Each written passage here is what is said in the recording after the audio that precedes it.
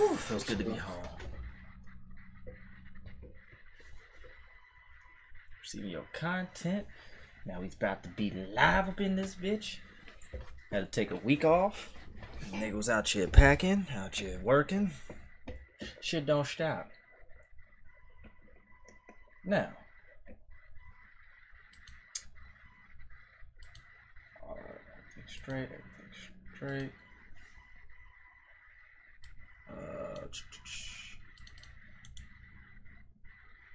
Copy.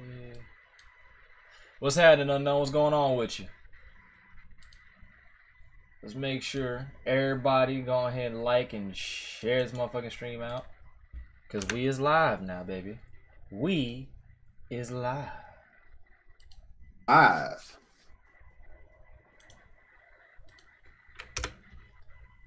Alright.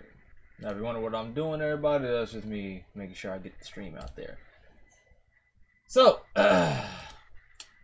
first off, we gotta talk a little bullshit and whatnot. Oh, fuck, I lost train of thought. Jesus Christ. Well, fuck it. Anyways, this is Run Those Game Podcast. We doing just fine on episode 9. You have to excuse me. I'm still trying to readjust myself because it's been just a whole damn day since I've been back home. Your boys are trying to adjust to the new time zone and shit. I'm really tired as fuck, but that ain't no excuse because we got work to do. And if you've seen the damn thumbnail, SpongeBob will give Goku all that work. But anyways, my co-host with the most, the homie's been here. Eric Rain. Introduce yourself, my brother. What's up? Alright, word. No introduction needed. I'm Eric Crane, aka Eric Crane, and that's about it. Alright, true. The homie Biggie is working as per usual, making that moolah. So shout out to the homie Biggie. We will eventually get you back up on this bitch. Eventually. But let's go ahead and get into the news and whatnot. First things first, Spyro, the remaster is now confirmed. It has an affirmative release date of September 21st. This is actually great news because, you know, it's always nice to rekindle those childhood flames of, you know, OG platformers, and not to mention, you know, games that we've been kind of wanting to play, but nobody has a damn PlayStation 1 anymore, and barely anybody has a PlayStation 2 or 3 for that matter. So this is actually a good move. They're doing the same thing that they did with Crash Bandicoot, actually. And along that, is, if I'm not mistaken, is actually going to be released across I think all platforms. Is going to be available on the Switch, the Xbox, all that good stuff. Like we said last week, that is a smart idea to put it on the Switch, mostly due to the fact that the Switch is the perfect handheld device for traveling and just all around bullshitting. On my flight to PAX, and I'll talk about PAX and whatnot later, I was actually noticing the people who were on my flight, like some of them actually had their Nintendo Switches. So like, this is a great concept and a good idea. Eric, your thoughts on this? I mean, I played Spyro back in the day. You know what I'm saying? I'm glad I'm happy to see stuff get remastered. I mean, like I said, my kids probably gonna want it, and I'm probably gonna get it for it. I might even jump on it. But the Switch is the perfect handheld on the go system. Peggy right? 7. We was we were going doing errands the other day, and kids had to switch in the car. You know what I'm saying? Yeah.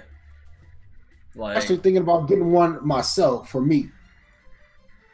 Yeah, I'm gonna eventually invest like, in that. I hope they actually bring out more, you know, PS1, you know, type of, you know, things like Crash, Spyro, you know, shit like that.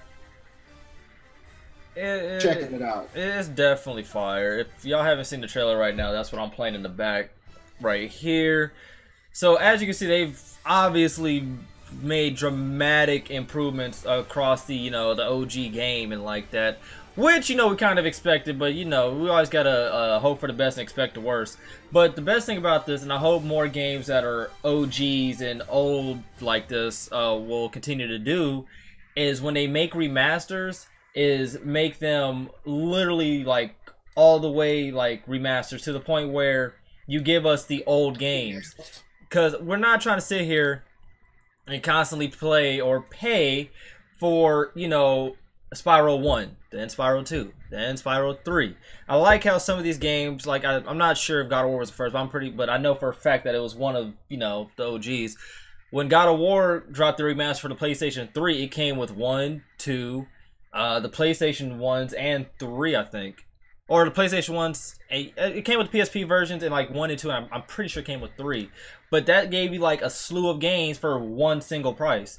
It's shit like that these companies need to like heed to when it comes to bringing out remasters, because nobody's trying to play Assassin's Creed the first one and then for them to remaster the second one too. Nah, just drop all the OGs for one single price, and I guarantee you're gonna make sales. Because that's why they're releasing Spyro, because they've seen how well Crash did. Crash did. Think about this though. A lot of I pretty much think a lot of the old classics are gonna get remastered for the PS4 and Xbox One. Cause look at who we got coming. We got a lot of stuff coming. I mean, of course. I mean, this. I appreciate them just paying attention to detail as far as like when they remaster these games. God knows that they could go far off the rails with some of these remasters and like make them different, add controls that are unnecessary, things of that sort. I like that they just keep it basic and they just update the graphics and the voice acting and things like that. But as I was saying, they need to, for any future company that watches this, hopefully y'all do watch this. But make sure if you're going to do OG remasters, bundle them up, because you see how successful these games do when you bundle them up. Ratchet and Clank did that before. Jack and Daxter's done that. Crash has done it. God of War's done it. There's a slew of games that remastered their games as a whole and put them under one price, which is welcomed, and that is what we need. So all in all, September 21st, that's when this Crash remaster is happening. Please believe me when I say this. I'm copping this shit. Your boy wants this because Crash Bandicoot, not Crash, Spyro was fucking fire growing up. It was kind of annoying though, low key, because I died a lot, but don't judge me. But Spyro's remastered. My next question. That's pretty much every game back in the day, like that. Sonic, Mario, like them games. Some games were kind of hard back in the day. Yeah, but for whatever reason, our depth perception was good, and we somehow beat them shits. But that brings me on to my question of the podcast. I didn't get a picture or anything like that, but my question of the podcast is: if there was a game that you can remaster, a series, franchise, whatever, if you could bring that out now, what would it be? Ooh. A franchise or just one game? A franchise. Game, like me, what I want, because I can't really think of a franchise, but like certain games, like I would love to see remastered. Hitman Absolution, Scarface, The World Is Yours. Did you ever play The Getaway on PS2? Nah, it's probably what. Now I think about it, I think I actually have it. Fire! That game is so under the radar. That's a fire game, but franchises, man. Let me think. There was a lot of franchises that are no longer in existence anymore. What's happening, King Ellis? What's happening, Xavier? Make sure y'all like and share the stream out for your boy. I appreciate it. Got me right there, Will. My mind, I'm drawing a blank on franchises, but individual games, I could think of a lot of them. If it was up to me, I'd probably have to go with the NFL Street Series and the NBA Street Series. Just the entire Street franchise. That'd be mine. The NBA Street, okay, that's a good one. The Street, that's a good one. The Street franchise would have to be like my numero uno, because I did not, even now, like I'm not a full fan of like the Madden and whatnot. Like when it comes to Madden, I'm a complete casual. That's why like y'all see my videos of like my old damn little series I did. I was playing on Pro. I'm not even gonna lie to y'all, but the Street series kind of got me into like football a little bit more. Like I've always been a fan, but like I'm still like a casual when it comes to that shit. But I thoroughly enjoyed the Street series, even in basketball, and I love basketball, but I love the over the head tricks, the crazy dunks, the game breakers, the announcer in like the in NBA Street was just as much a part of the game as the players themselves, because he came up with some witty shit to say for like almost everything that happened, from a dunk, crossover, a block, a steal, all that. And that kind of got you into the game. Now, granted, all those franchises had a horrible follow-up. The first one was dope, the second one was dope, the third one was fire. Then when we got to that fourth one, NBA Home Court, trash. It was broken. I ain't even gonna lie. If you had Diana Taurasi on your team, you're making half-court threes, because that's what I was doing. The NFL Street Series, it did like this NFL like arena type thing. As a matter of fact, I'll find a picture of it and I'll post up in the I'll make it appear on the stream in a second. But those were like the downfalls, and they did not sell well because everybody was excited. Then when they played, like, yo, this is butt. Like, this is not the OG. It was bad enough that a lot of people did not like the third iterations of the NFL and NBA series, of which those are my favorite ones, regardless of anybody says. Because the NBA Street Series, they had the dunk contest, they had the night and day cycle, they had the ability to customize your own court, things like that. People didn't like NFL Street 3 too much because you weren't running off of walls as much. It was more so jumping off of stuff and things of that sort. But I personally like those. Those are my favorites. It's to each his own at that point. Oh, I got one. What? The Def Jam series, Vendetta, Fight for New York. I like to see that come back. Okay, that Icon, that can bury that shit with the ET games, but the first two, we don't speak on Icon. We don't. That's like Voldemort of gaming. We don't speak on Icon. Think about the San Andreas, the San Andreas and Vice City. Those are eventually going to be remastered, and you can still get those on PS4 now, even though they're just the PlayStation 1 or 2 ports, but you can still get them though. Yeah. As a matter of fact, all right, I found the pictures, y'all, so I'm about to actually show y'all these games that you cannot get right now. Hold up. You said remaster Fight for New York with online. Yo, that'd be lit. Yeah, hold on, y'all. I'm about to actually don't change it too much though.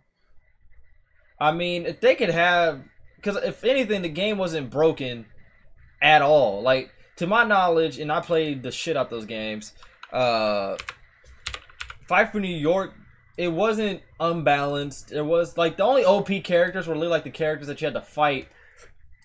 Like Tech 9, he was bullshit. When you had to fight Fat Joe made me break a controller, so fuck him too. But like I think it was like just those two that were like the most annoying. But yeah, as you can see, because I found the pictures right here. This one right here, this little piece of shit, NFL Tour, trash. Trizzy, trash. The game was horrible. I've never seen that. Look up some gameplay on it on YouTube, and I guarantee you people are like, bro, this game is fucking butt. But these were the two games that literally like led to the ultimate downfall of the Street Series. In my opinion, I might be horribly wrong, and I probably am. And if I am, I really don't care too much because I agree with you because I've never saw those. So I stopped playing NBA Street after 2. Trust me, these games were absolutely tritty ash because this joint right here, there was like so y'all in the chat have never seen this, but I played it and take my word for it, it's fucking butt. The entire premise of this game was like you pick an NFL team and then you basically take them on this like arena tour and you're playing the classic like little 6v6 that they had in the previous games. But here's the thing, you're not running off of walls. There's no over the head tricks. It's literally like a 6v6 like field like how you used to play with your homeboys playing football. It's literally exactly like that. The game was butt. It's not NFL Street. And the sad part is it was developed by the EA Big franchise, which made so many of our favorites. It was just horrible. NBA Street Home Court, the game was butt as well. Mostly due to the fact that A, it was not too innovative. And B, the innovation that they attempted to do was bad because like the game had like this little double game breaker feature, like where you would dunk the ball and you'd catch it, then you'd dunk it again, and it was so fucking weird. And then the players were just the players weren't balanced. How do you dunk the ball, catch it, and dunk it again? It was very poorly executed. Like I seen what they was going with it, but the execution was just flawed. Like I think they tried to have a story with it and it didn't work out at all. Like these two games are like we don't talk about them joints around here. And you said Remaster SSX tricky. That game was freaking amazing. 1, 2, 3 was dope. But then I think when they had the PS3 and Xbox 360 version, that one did not hold up to par. But enough with the remaster questions. Spider-Man. Now this is a game that everybody is probably still hyped for. Because it looks like that this Spider-Man game is actually going to looks like the Spider-Man game is actually going to do justice to the series. Because as we well know, a lot of movies based on a lot of games based on movies don't work out the same way that movies based on games don't work out. For whatever reason, they just can't seem to find a happy balance. Some games are good, and some games are just horrible. Same thing with the movies. But this new Spider-Man that has everybody hyped because it's a quote-unquote timed exclusive on PlayStation, I think. Keyword in that sentence, keep in mind, timed exclusive. Has everybody fully excited. Everybody is like hype. I'm pre-ordering it. If you went on Twitter, people were like losing their freaking minds because they were talking about the what's that shit? People were talking about the Ultimate Collection. Hold up, what'd you say? The Double Dunk, it's real. Hold up. To counter that point, double dunking does happen. We see it happen in the you know, with the professionals who Chris Staples, G Smith, shout out to G Smith and all them. They can do it, but they're not coming down the lane running full speed, taking off, dunking the ball, then catching with their feet, then flipping in there, then dunking it again. They're not doing that. When they do double dunks, it literally takes a minute for them to dunk it, catch it, and dunk it again. The way that EA was doing it, or not EA, but the way that game was doing it, was in a way that you couldn't even block them anyways. Which is a pretty annoying thing, because it would be dope if you could shut down somebody's game breaker by blocking they shit, saying we can do a shot and a dunk. That's an innovation that could have been added to the game. Home court was the beta for my park, in my opinion. I can see where you're going with that. We might touch on it a little bit later. That is a good thought. But anyways, back to Spider-Man. I'm about to show y'all this little gameplay right here, and we will share our opinions once this thing pulls up or whatever. So yeah, this is a little Game Informer exclusive trailer shit. Not gonna lie, Spider-Man is my second favorite superhero of all time. So I was pretty hyped seeing this. I saw this. I don't know if it's this one, but I got to go to a little private room at E3 that you signed up for last year. Yeah. And man, like, I haven't played a Spider-Man game since the first one on PlayStation. That one was. I actually still have that one. It's somewhere in my house. It was corny as hell, but that game was fire. It was fun. And hard as shit, too, because that mission we had to run from, I think, Venom or some shit took me like 8 hours. To find all the damn comic. Was it either the comic books or the CDs? Which one is it? I think the comic books. So it's the comic books, and my favorite thing was looking for Stark Industries and the Fantastic Four building. Yeah. Ultimate Spider-Man. Ultimate Spider-Man, where you got to play Venom and Spider-Man. Oh yeah. That was another good ass Spider-Man. When you play as Venom, the first fight is Wolverine. Yeah. And it was like, it's gonna be crazy. But one thing I really do like, because here's one thing that I've noticed about Spider-Man games. Like Spider-Man 3, I actually, contrary to popular belief and like a lot of people, I actually did like that one. Mostly due to the fact I love web swinging. Like, that's always, I'm horrified of heights. Heights. I've stated this multiple times. I do not like heights. But for whatever reason, I've always liked web swinging because I think that's an ability I would love to have. But I like the fact that this game is really focusing on the agility that Spider-Man has. Because a lot of previous ones, they don't do his like his agility justice. Like, they just kind of show the web swing, he can kind of run on walls, things like that. It looks like here it's really focusing on like how you get up and around, you know, New York or whatever. Not to mention they have a different combat system in the game. That's probably one of the few. That's like probably a QT that has to happen. But it seems like he has like different forms of webbing or whatever. Like, you follow the comic books, it will tell you like he has different web things that he can use at his disposal. His super strength and shit like that. Because not many Spider-Man movies show that. They kind of like give you like a little glimpse of it. But Spider-Man's strong as shit. Like, he can live over 1,500 pounds. He can run like 700 miles an hour. Yeah, like the movies and comics, especially like the movies. But the movies don't really do him justice. But like, if you read the comics, hell, watch Death Battle. That's how I learned so much about comics and characters. Because that was. And it did the same thing with Captain America. They just started. I say in Civil War, they started showing his potential. Yeah, like, Cap is a hell of a. In the first movie, he was ass. Second one, which is the best Marvel movie to me, in my opinion, is Captain America: The Winter Soldier. They kind of, amped him up a little bit. In Civil War, they really kicked his powers up a notch. But I have one concern about this game. What is it? It's story. That is. How long is the story? We do not have word. If I beat the story, I don't want to have to go around stopping purse snatchers and carjackers for the next couple hours. What I want them to have a story, because Spider-Man has a slew of villains that he could go up against that we all know very well. So Vulture. We got the Vulture, the Green Goblin, the Hobgoblin, Venom, Carnage. especially Carnage. Kingpin. We do not see Carnage enough in Spider-Man games. I will say that. Because for those of you who do not know Carnage, look him up. He's a fucking savage. Mysterio, the Lizard, Doc Ock. I can go on for days. Like, he has a slew of like villains who are dope as shit in their own right, and they could all fuck people up. Hey, what's happening, Eli? He can run 700 miles per hour. Goddamn. Yeah, Spider-Man is literally a freak of nature. Well, a freak of mutation. The movie Spider-Man is so dope. He can actually blindfolded. He can go hand to hand with any Marvel fighter.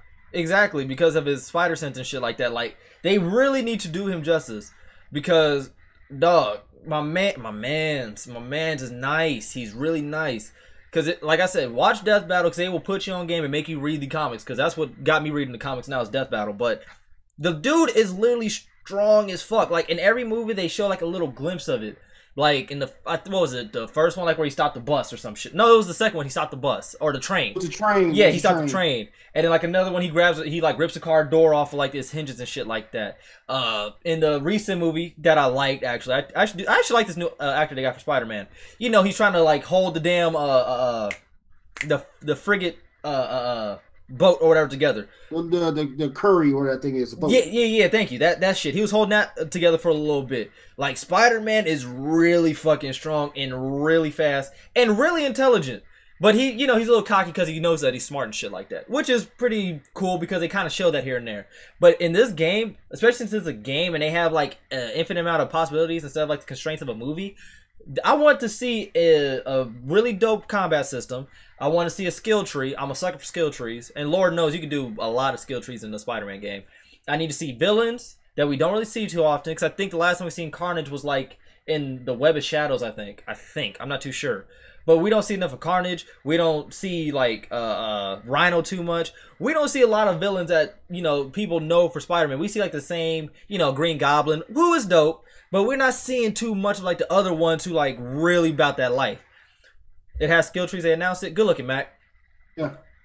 I'm concerned about story because with these Spider-Man games and games of similar to those, the story is really short. Then you got to catch muggers and chase, carjackers. Yeah. I don't want to do that shit no more. I want a long ass lengthy story.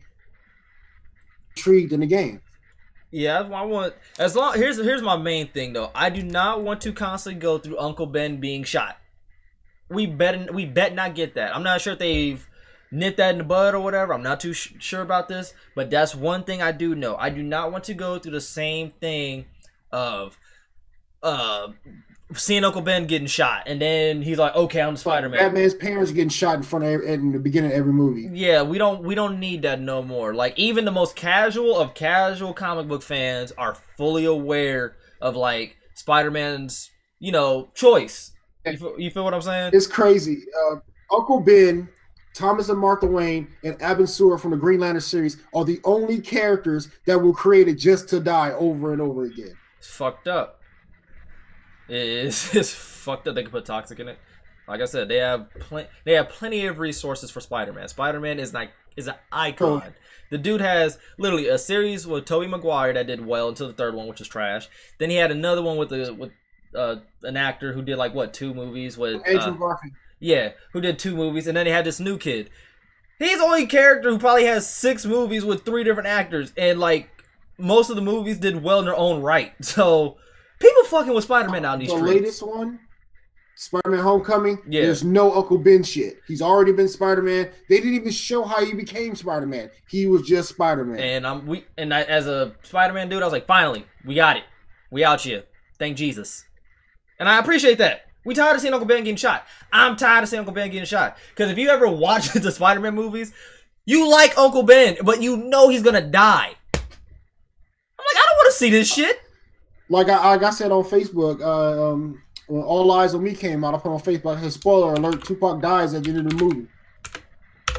And that's another thing. Like, I really am just tired of seeing movies and shit, or not movies and shit, but like shit that I already like kind of know the ending of a little bit. It's kind of oversaturated. Like R.I.P. Tupac, R.I.P. Biggie. I don't want to see any more flicks, TV shows about how they died and what happened. Because here's the problem that I have with those type of things.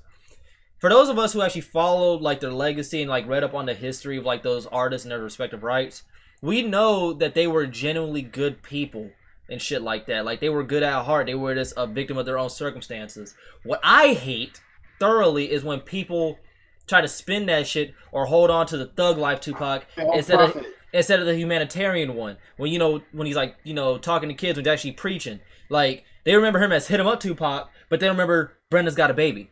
They don't remember letter to my unborn child. They don't remember none of that shit, but they remember all the fucked up shit that he said, but they don't remember none of the good stuff. Same thing with Biggie and shit like that. Like think about this. Well, what do people care about this day and age? Oh, well, let's keep it 100. It's the lie. The lie is more entertaining than the truth. Yeah, they care about. They want to see you fall rather than see you succeed. They'd rather hear the negative than the positive. Oh, that's true. That's what sells. And that's why I don't like watching that, because I already know about it. I like knowing about the good shit they did and the bad, because I already know the bad, but I don't pay attention to it because I was always taught or believed in at most to see the good in people. And with Pac, I believed he was a good person. And I'm pretty sure he was, because everybody has like the same thing. Like he was just a genuinely good dude. Like they talked about, I forgot his my man's name, but he was talking about like the whole so-called East Coast and West Coast thing was going on. He was getting tired of it because he didn't like, people profiting off of their pain, like off of like what they was going through. So what he was gonna do was gonna get like all the East Coast artists together and make a record and basically show like there ain't no beef, like shit's done. But sadly enough, he got cut down and murdered. So R.I.P. Tupac and R.I.P. Biggie. But I remember him in the '90s Spider-Man cartoons. True. But anyways, GTA 5. As we all know, GTA 5 released what 5 years ago. Think about that. It released in 2013. I was in college. Like, I was doing my first semester in college when this game got released. Let that sink in. 5 years ago. 5 whole years. And this game has lasted time. has a solid community. I could probably get online right now, find a full lobby, do missions, the whole nine. It has a solid community, a good following, and it has made a record-breaking, no game has done this to this date, $6 billion. Let me say it one more time, because I don't think y'all heard. It made $1 billion in the first 3 days when it on release. $6 billion. Yeah, but hold on. But $6 billion. But think about it, $1 billion in the first 3 days. That's already crazy. That means they made another 5. They made $1 billion a year at this point. Damn near. They made $1 billion each year, dog. That is phenomenal. If anything, you gotta applaud Rockstar, because people love Rockstar. It'll never be done again. I don't think it can. That'll never be done again. I don't think it can. Only because people were like, you remember, I'm pretty sure everybody in the chat and you remember how hyped everybody was for GTA 5 when that bitch got released. Like, I still get goosebumps. I'm saying I still get goosebumps watching the trailer for it. Remember the trailer that they showed, like what you're gonna be able to do online? As a matter of fact, I'm about to find this shit. I was super hyped for online. That's what got me.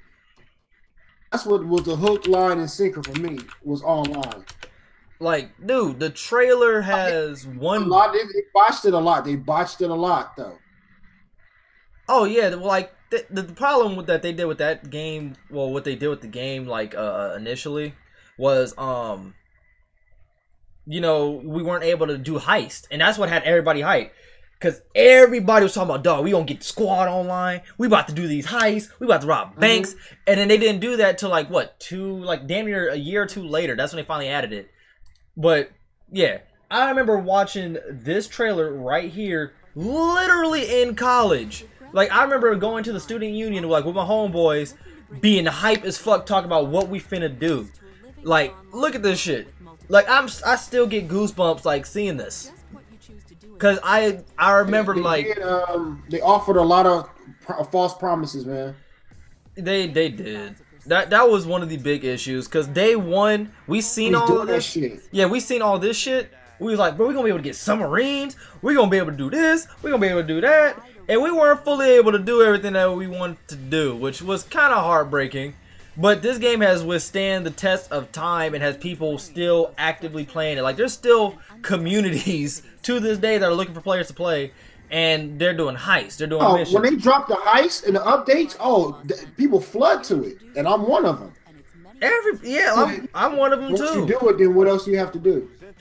But see, what they did good was they kept putting in free content, and then when they added the editor, like the game mode editor and shit like that, that's what kept people playing.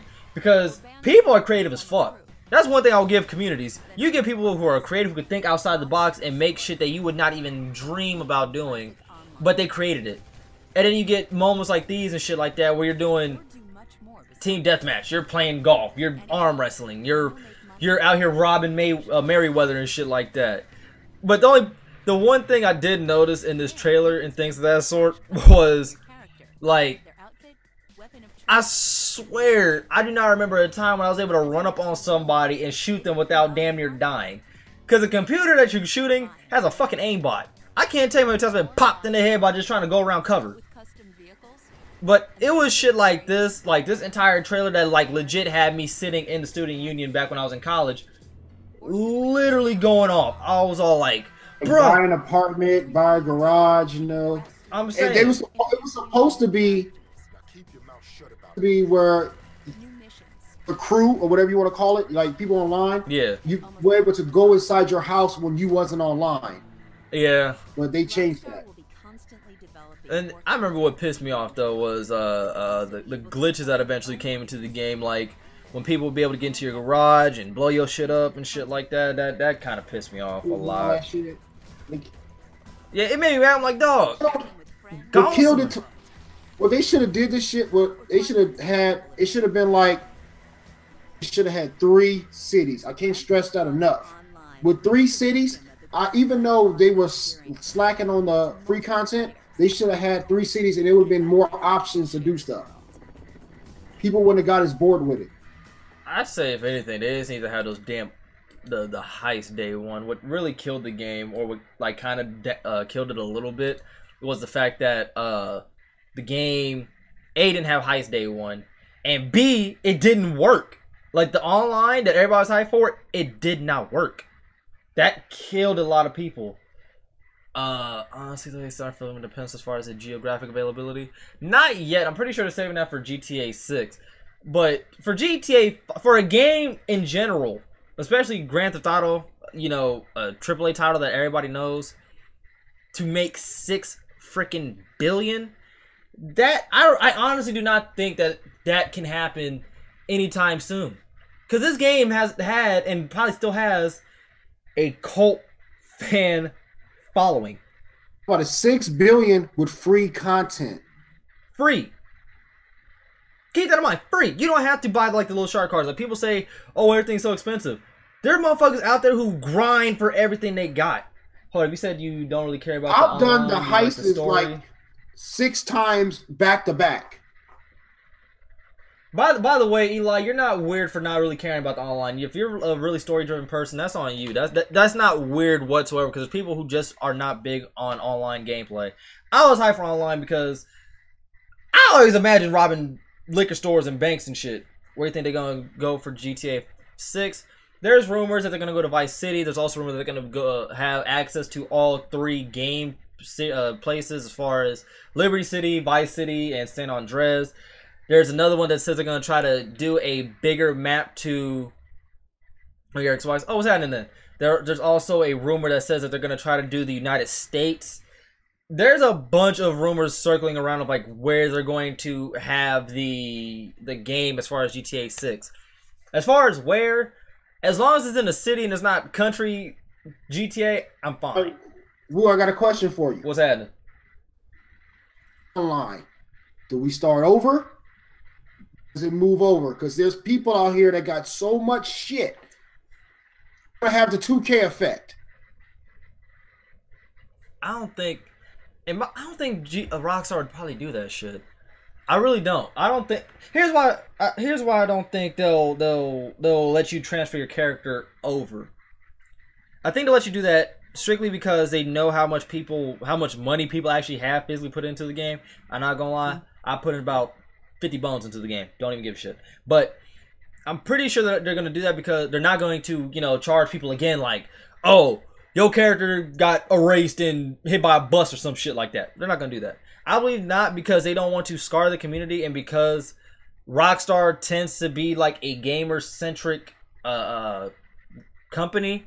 I think they'll transfer it. If anything, it'll be like half of your funds either get cut, or your funds will be available through like pieces or increments. Like I feel like they'll either cut it a little bit, that way you're not going into GTA 6 with like $2.5 billion to kind of make it fair. To kind of make it fair for those who maybe just got GTA 6 or some shit like that. Like I feel like they're gonna try to find a way to balance it out. Or I hope if they may put multiple cities in there, I want the airport and the train station to mean something. I want to be able to stop the train. God damn it. I can't tell how many times I drove a bus head first into the train thinking it's going to do something, just get blown up. All right, Indiana. Like, we'll be robbing trains out here. That's all. Hold up. We're going to talk about Red Dead Redemption in a second. But that's one thing I need in that game. I need to be able to rob trains. But what they did in Europe, that depends where in Europe, and it has to be believable. Because one thing that GTA is known for is savagery.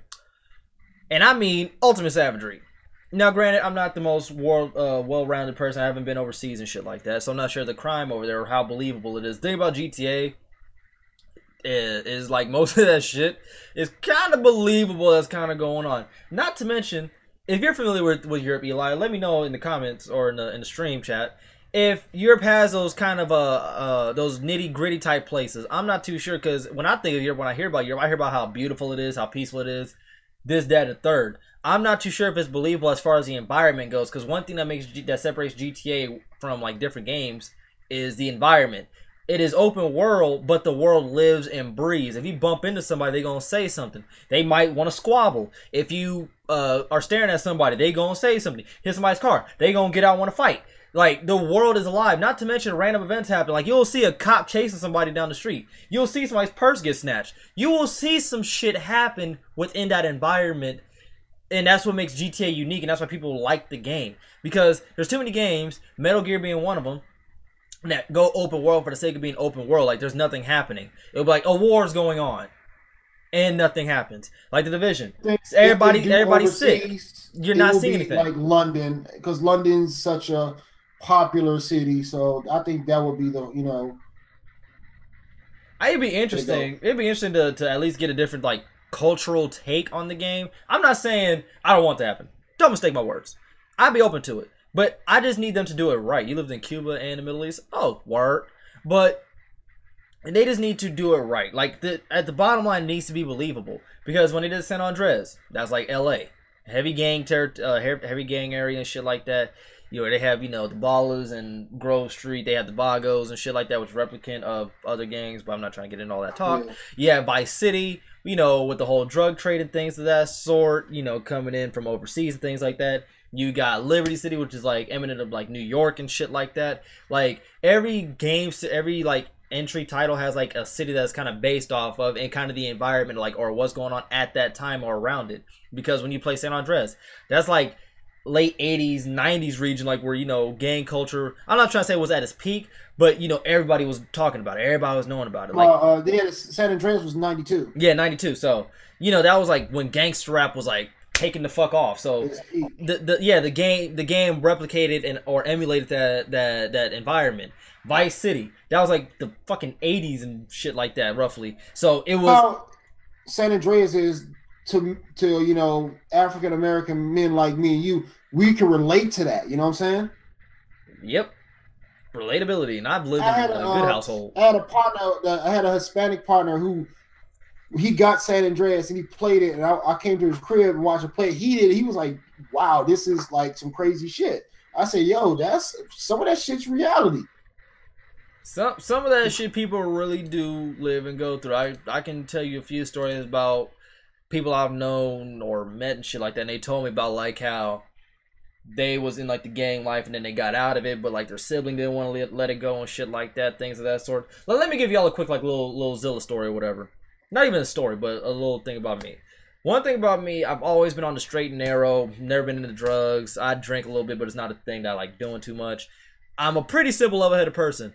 One thing is that I'm able to mesh with all types of groups, from nerds to thugs to, you know, people in all walks of life, because I'm just naturally friendly and shit like that. There's one constant thing I've always noticed is like whenever I hang out like with people who are, you know, about that life and shit like that, they usually bar people like me from those conversations, or like the OG will take it to the side and be like, yo, you don't need to be around here because you have potential, like you have a future and shit like that. That's one thing I've always noticed and I've kind of respected, because when they see potential, like they see someone who could do something, they tend to keep you away from all that shit.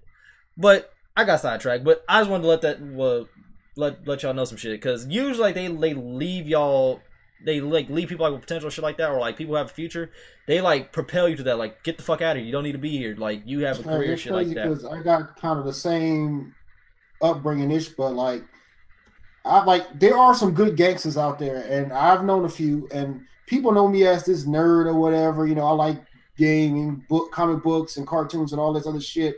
But I grew up in the grimiest of neighborhoods. Mm-hmm. I've seen a lot of shit. I've done a lot of shit. Like I ain't never touched no drugs, not like that. But I've always been a person. If I see some stupid shit, it's stupid to me. If I think it's stupid, nobody is going to change my mind. Nobody sways me. I make my own decisions. Peer pressure me, and that's all. That's the way I've been, and that's what I teach my kids to be. I mean, peer pressure is like, oh, you soft because you don't want to do this. Oh, if I'm soft, let's step around this corner real quick and let's see you walk back out. Fuck that. You can call me soft all you want to. I'll be the soft nigga who goes home tonight. Fuck it. I'm about to commit murder. My brother says 6ix9ine has to go to rap. Hey, you gotta let your little brother be a little brother, dog. If there's one thing, and I made a video about this, as long as he doesn't disrespect legends, I don't care. But look at that dude. That dude's trying to sell records and keep his name relevant. So I don't pay attention to none of that ignorant shit. Half of these dudes in the rap game are businessmen. They don't do half the shit they rap about. Like half of these niggas. Look at 50 Cent, super thug. In a second. Yo, his latest song, Crazy. These rappers got lawyers up the ass. They're not gonna. If you're worth a couple $100 million or if it's $50 million, you will not jeopardize your lifestyle for anybody. For some stupid shit, you can't. Some dumbass ones that will do it. You can't do it. When you get to a certain level of success, what more do you have to prove? At that point, it's ego, and it has been said that a man's ego is like the leading killer, and it really is. Like, you have to know when to shut the fuck up and sit down and realize that your life is worth more than some stupid shit. I've done that multiple times, because trust me, I've been tested multiple times, and I'm not even as successful as I want to be yet, but it happens. But 50 Cent's latest song, Crazy, I suggest y'all check that shit out. I've actually listened to it like 8 times, and that song will touch y'all to the core. And Eli, senior comment, you said they should do it in Colombia. That would be kind of fire. Not even gonna lie, that's a good idea. I feel like music today is not meant for the old generation. Simple. It's not. It's really not. It is not for older people. If anything, the new music is not for us. It's for the younger generation, shit like that. And it's for the clubs. That's why you never hear me talking too much shit about it. That's why you don't hear me slandering it. That's why I make videos talking about a specific rap or anything, because I know it's not meant for me. I stay in my own lane. I know what music I do like. I know what music I don't like. But certain songs I might not listen to or have in the car playing or on my playlist and shit like that, I might not like it then, but let me go to the club and that shit plays. Oh, I'm turning the fuck up. Like that song that, shout out to the homie Ricky, but that song that Ricky had on as his intro, the Tekashi song. Humble? No, the Tekashi song. I did not know that was a 6ix9ine song until like I went to a club or whatever and I heard that shit and I was like, what? That's him. Low key, I felt disgusted. But better in the club though. But that's what I'm saying. That's what it's meant for. So like, once I figured that out, I stopped feeling so. Cause I'm not gonna lie, I've always felt bitter. Like, why is this even popping? But once I actually like stopped that and like went outside of like my bubble a little bit, and I like I went to the club a little bit here and there and shit like that. I was like, oh, this song is meant for this. It's not meant for everybody. It's the rule of 10. 3 people gonna like it. 3 people gonna hate it. 4 gonna be undecided. Those 4 that are undecided, that's the people who they're going after. 3 who hate it already formulate their opinion. They're gonna hate it regardless. 3 who like it are gonna like it regardless. We need to go after the 4 who are undecided. That's who is gonna gravitate toward it. Oh, it was Trippie Redd, not 6ix9ine. Good looking, Eli. See, the thing about me and music is, I'm very, very eclectic and centered. I love all types of music except for country. And plus, I'm in my 30s. You know what I'm saying? So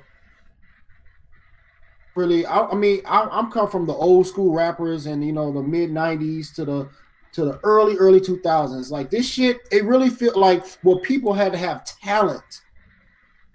So old rappers like Ice Cube, Big Daddy Kane, Rakim, PM Don, all them cats. Them guys had talent. Social media, if you get a hot beat, look at this shit. My son sold me some dumb shit. Some kid yodeling in Walmart, and he's all over the internet. That shit was funny. You can literally become famous off of the stupidest shit now. That's the power of the internet. The thing about it is these newer rappers or whatnot are actually figuring out that I can put out as much music and things like that I want to until one clicks. That is the difference. And they don't need a record company no more. It's Snapchat. Exactly. It's accessibility. Instagram. Look at all in Vine shit. Look at all these motherfuckers on Instagram making these little skits. You know how much money these people are making off that shit? They are making bank. And that's why I applaud them, because they've adjusted to the market. They've adjusted to accessibility. They've adjusted to like this immediate attention span. And I can't sit here and be bitter about it, because they figured out some shit that a lot of people wish they figured out earlier, and they have capitalized upon it. You also got to think about this, Will. A lot of the old school rappers didn't have this social media game 10 years ago. I know. That's what makes it harder, and that's why we hold them in such a higher regard. Like, Ice Cube and Tupac were artists, poets, rappers, and actors. These days, it's different. I mean, obviously, but anybody will tell you, like, people who were in the trenches and shit like that, they'll tell you Ice Cube wasn't really thugging. Like, he was just a great storyteller and a great rapper, and he was just rapping about shit that he saw, but he wasn't the tough guy. Like, it's shit like that. Like, the whole rappers being actors and things, I'm not saying rappers being actors, but, like, people putting on a certain image is not too far-fetched. The thing about it is that when people are putting themselves in danger by portraying something that they're not, that's when I kind of get a little worried about, because I don't want to see anybody get hurt. That's not in my DNA to actually want to see somebody get fucked up over some stupid shit. But my problem is when you attract that type of energy, it kind of is gonna follow you, and something is going to happen. That's just how energy works. So that's just one of those things. To a certain degree, there's somebody out there that wants to test you just to see if you're real, in the quote fingers, in their eyes. Of course, that is always going to happen. Shit, rappers are actors. They're storytellers, just like movie stars. Like you get what's a movie where a movie star, a famous movie star, it plays a bad guy. He's murdering everything in sight. He ain't like that in real life, and unless behind closed doors. I mean, we really don't know. I mean, that's just. I look at music and movie all as acting. They're telling stories for our entertainment. But you get these, like Tekashi talking about he fighting everybody and all this bullshit. You bringing that, there's knuckleheads out there that will test you because they have nothing to live for, and they're just plain as ignorant. And that goes across every race. I'm not talking about black, white, or none of that shit. That's race. Some shit that I want everybody to reach success and get that money, whatever. That's just how I roll. But I just don't want to see this shit go the way that history kind of foretells it, and how shit literally does go left when people talk all this shit and then it goes sideways.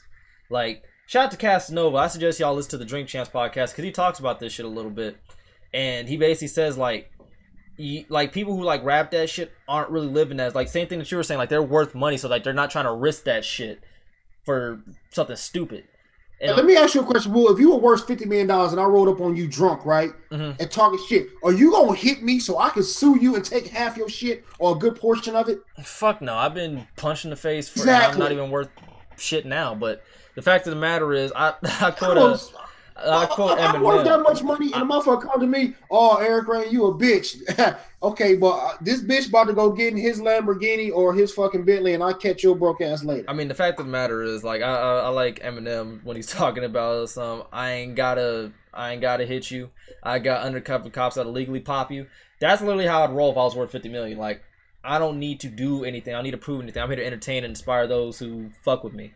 The 3% who don't fuck with me, we don't worry about them. I'm worried about the 4 people, or the 4% of people, or like the 4 people who are unsure if they want to fuck with your boy or not. That's what I'm worried about. 3 who rock with me, I already know y'all rock with me. I know you got you in my corner. The 4 who are undecided, I'm gonna convince you to rock with your boy, that we have 7 people fucking with me instead of, you know, 7 people not fucking with me. But anyways, on to the plug section. Shout out to the homie 3M motherfucking G, my man Ricky. The homie, make sure you check out his website, 3MG Media. That is 3mglive.com. Link is in the description. We cover games, music, sports, movies, entertainment. We are currently on a down period right now where the site is getting updated and debugged because we had an issue with that. But as soon as it gets back up, please believe me, y'all gonna get updated on everything gaming, entertainment, sports, and media, and all that good shit. And not to mention, we always have to shout out the big homies. Shout out to the Gaming Illuminati. I actually met these folks over at PAX East. They're dope as hell. They're cool individuals. Shout out to the Gaming Illuminati. Make sure you check out their channel. Link to their channel should be in the description, as well as their website, as well as their app, which is available via mobile on all platforms. That is iOS and Android. So make sure you check them out. Tell them that Woo sent you. And we back to the damn show. So, Fortnite news. Eli, I'll tell you about PAX in a second. I got y'all on that. But on to other pressing news. Fortnite. Now, Fortnite is, you know, taking over the world. Everybody's talking about it. It's on everybody's tongue. Everybody loves Fortnite. I'm one of those people who fuck Fortnite heavy. But in a recent article or whatever, it's saying that Fortnite is brainwashing people. Eric, how you feel about this?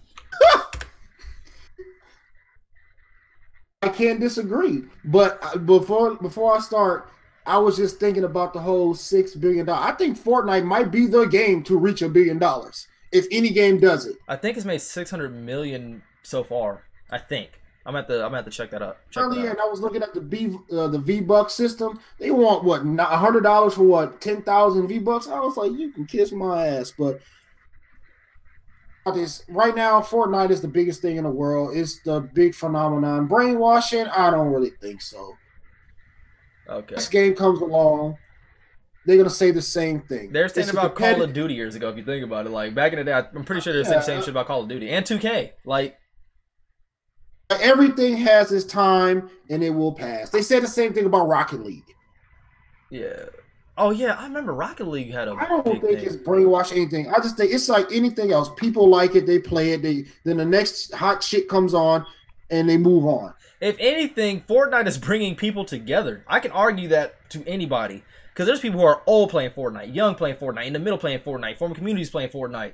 Like Fortnite is bridging that generational gap that most games couldn't do because Call of Duty, you know, is toxic and shit like that. 2K, toxic.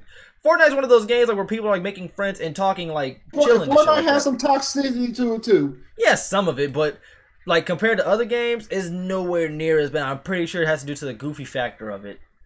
But hold on, what'd you say? They have a grenade. Oh yeah, we'll talk about the new fort thing that they got. But here's a petition. I'm actually about to show y'all. Let me find my display. I just love that Fortnite is not, and we discussed this in past podcasts before. It's not pay to win. Everybody gets the same thing. Yeah, everybody gets the exact. When it comes to the in-game stuff, like they put out the heavy shotgun, the homing rocket launcher. Everybody, you just have to find it. That's it. But anyways, so this damn petition or whatever, we don't like. Okay, so here's the thing: people were saying that Fortnite was brainwashing. I mean, people were saying that Fortnite was brainwashing somebody. So this petition on change.org has accumulated about 730 signatures at this time, or whatever, right? Now, the entire underlying process of this, or underlying thing about this, was Fortnite's making our boyfriends pay attention more to the game than us. Which, by the way, when I take you shopping and shit like that, you don't see me over here talking about these shoes is brainwashing you. But I digress. So they were saying that the game was brainwashing the boyfriends and not spending enough time with them or attention and shit like that. Whatever it may be, right? So apparently this damn petition is obviously a joke, and Fortnite is not going to get banned. They're making way too much money, and they have way too much pull, and they can prove that it's not brainwashing people. But whatever. But the funny part about this is so cartoony. It's really looked at as good, whole fun. It is, and the funny thing about this petition is the person who like made this petition started playing Fortnite and likes the game. Let that sit for a second. Let that sit for a second. They played the game and they're like, oh, this is actually fun. So yeah, that's a little Fortnite comedy for you. Another fact of the matter is Fortnite is actually adding what's that shit? Build a fort, port a fort. That's what it's called, port a fort. Where basically like this little grenade thing. What is that? Okay, so like it's like this little grenade, and what it does is instantly builds you a fort. Now the size of the fort, how big the fort is currently unknown. So instead of that's kind of dope for people like me that has trouble. I'm not the best builder in Fortnite. That I want to see where this is gonna go. See, as somebody who's actually mildly okay at building building in Fortnite, I actually do low key have a problem with this because I'm about to show y'all the trailer. Fortnite with me. You played Fortnite with me before. Yeah, I have. It's pretty funny. But here is the little commercial thing that they have for the port a fort or whatever, right? So as you can see, she has like a little fort. She throws it out there and it instantly builds a fort. Instantly builds a fort. Now, I hope that the fort is nowhere near this fucking size. Because anybody who has played Fortnite knows... Oh my god! Yeah, anybody who has played Fortnite knows that forts this fucking size are obnoxious as shit if you do not have the correct weaponry. Which means if you do not have a RPG, a grenade launcher, grenades, fucking a SCAR, a Gatling gun. If you don't have any of that, this is going to be a pain in the ass. Especially if it's metal, because metal takes longer to shoot down than wood. So... hopefully they find some balance with it. I'm not sure how balanced this is going to be. I like the concept. That is one thing. I'm feeling that, man. I'm not gonna lie, I'm feeling that. To each his own. I just hope that it is balanced and it has some type of cohesion with it, and that way it's not found everywhere. Because I could already imagine people getting like 6 of those and throwing them everywhere. I can already see how it's gonna like. There's people out there that's so proud of their building they won't even touch that. That's that percentage that love to build. I love building, so. But I can get kills in Fortnite like crazy. I've gotten up to 6-7 kills a game, but never clutched that. I've only clutched a couple dubs. I mean, we're gonna see how this works out. This is an interesting concept. I'm not sitting here saying that it's complete and total trash, but I need to know how this is gonna be balanced in the game. I need to know if it's going to actually be a simple thing where it's just, you know, it's like maybe 1 floor or 2 floors and a roof, or some shit like that, or like 2 floors and like a staircase that looks over. I need to know, because if it's anything like this is gonna be a pain in the ass. But question though, what up? Question. Now I'm like, I'm cool with that, but if they, I'm thinking that they're not gonna have those, you know, things like, you know, hands on. It's just gonna be like regular loot. Maybe you'll find it, maybe you won't. But if you do find it, what about? Do you have to have materials to actually build the fort? That would be interesting. That's actually a good point. Who knows? I'm not even fully aware. 500 steel, 500 wood, and like 500, you know, brick. Yeah, like just take all your materials to build you a cool little fort to defend yourself in. I see what you're saying. I see what you're saying. They're adding a 50v2 probably when they add Port a Fort. Probably. They're gonna say it's gonna ruin the game. Materials with that little ball. That's a problem. They're saying it's gonna ruin the game, like first shot accuracy. I doubt it. First shot accuracy is not really that excellent how inaccurate the weapons can be. I just got 2-shotted. I mean, the accuracy in the game is still spotty along with the hit detection, because y'all see me live on stream shoot somebody with a shotgun in the dome piece, and then like it only takes off like 25 health with a pump. So the game itself still has some bugs and glitches. I doubt that this is gonna ruin the fucking game. As long as it's not one of those giant mega towers that you've seen like Ninja or some of these other YouTubers who I do not know yet build, then yeah, we got a problem. But as long as it's something simple that you could take down, I'm not saying take down relatively ease, but you know, take down, you know, at a decent time and shit like that, then I do not see a problem with this whatsoever. I don't see anything that's going to fully break the game, fully draw away the crowd. Fortnite is literally riding the ultimate hype right now because you got celebrities talking about it. You got, you know, regular people playing it. You got celebrities playing it, streaming it. I mean, the game's winning right now, so I doubt it's gonna break it. If anything, they're just testing the waters and shit like that to see what's gonna work. And if it doesn't work, they're gonna put it in archives like they did with some of the previous weapons, tweak them a little bit, and they're just gonna drop again. Fortnite gonna be alright. And I doubt there's gonna be the end-all be-all. I'm pretty sure there's gonna be a thing that they're going to balance the game out with. But On to the deal section. For those of you who have not played Ghost Recon Wildlands, they are currently updating the fuck out of it and playing it or making it It's a great game. The way it should be. It is a solid title. I actually have on my PC, and I still enjoy that shit.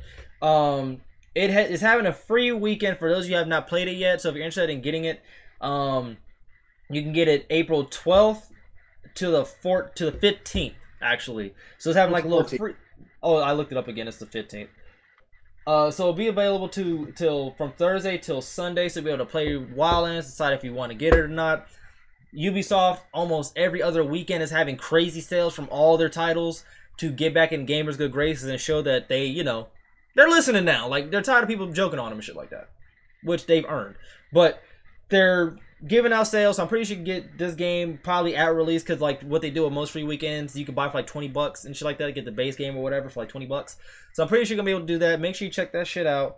That's all the news I got on my end. Is there anything that you want to get out, Eric? Suggest everybody who don't play Wildlands, go give it a try. It's free. What do you got to lose? I personally love the game. Mm-hmm. It's what I wanted the Division to be.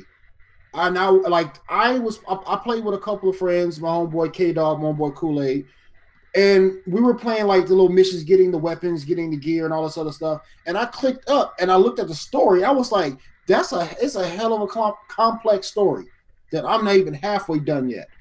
And so any game that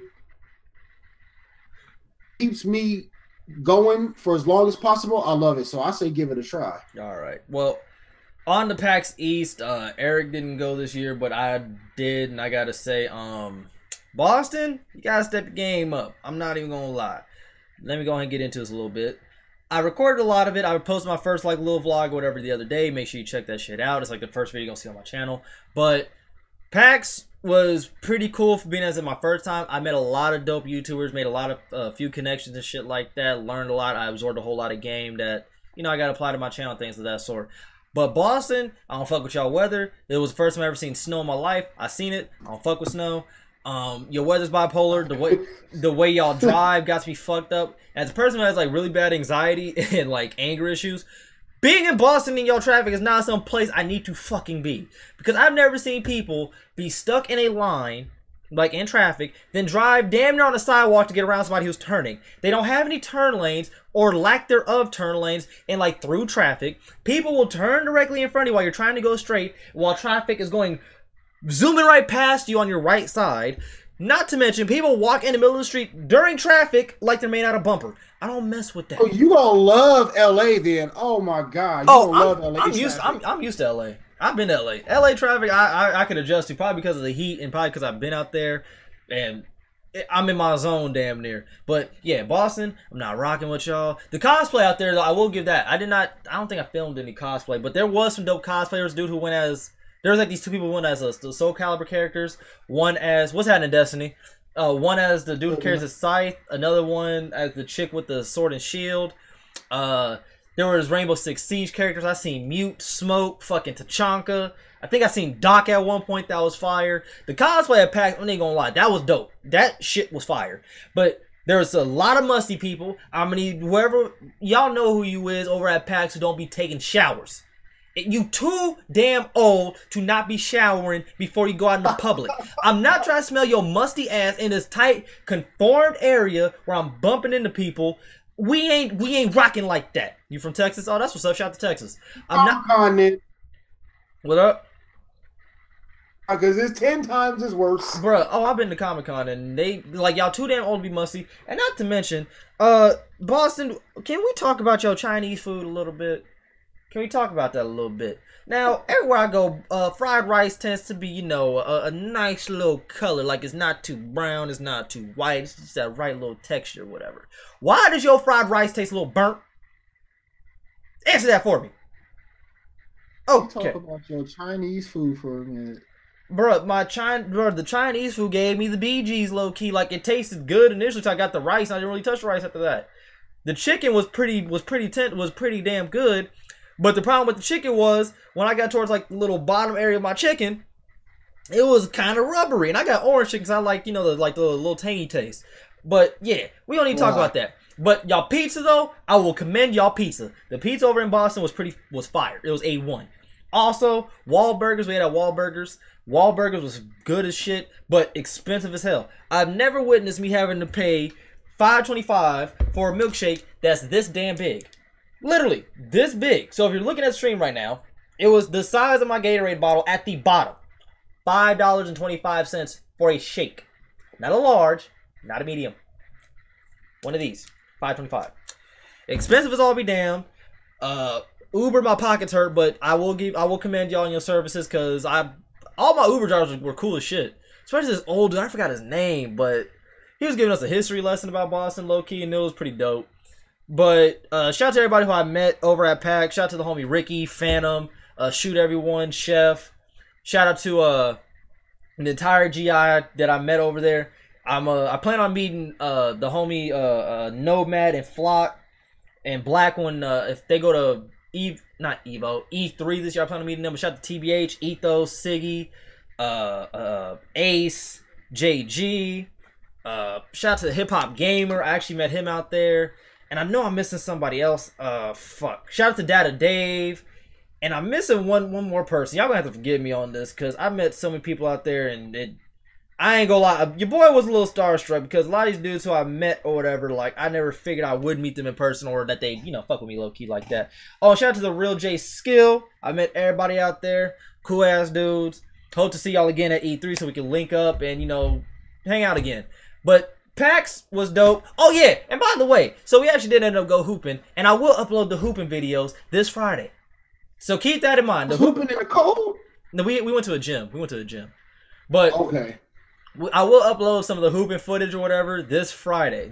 So make sure y'all mark your calendars. This Friday you will see the hooping footage. But I will say this, and you can go on Ricky, and I suggest you go on Ricky's channel right now and say Ricky was ducking Woo.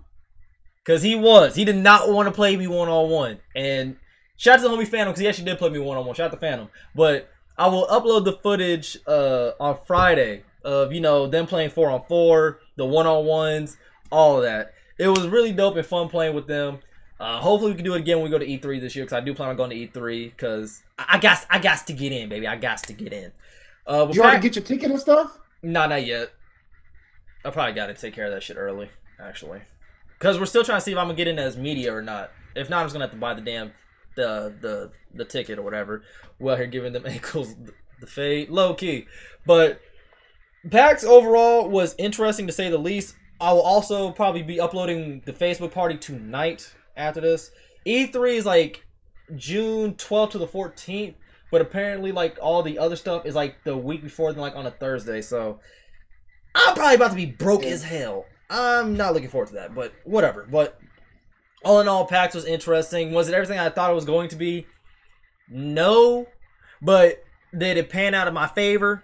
Yeah, because I met a lot of YouTubers to put me on game. Hopefully I could talk to them, do some collabs with them. Hopefully, we could work together in the future and shit like that. So, it was dope because I actually got put on game. And if you read Charlemagne's book, Black Privilege, I suggest y'all check that shit out. All I did in PAX was just put the weed in the bag. Because everybody else had connections. People knew them and shit like that. They kind of knew the game. They was just telling me what I should do, give me suggestions and shit like that. So, all I was doing while I was in PAX was just shut up and listen. That's all I was doing was just shut the fuck up and listen to everything they was telling me, everything they was talking about.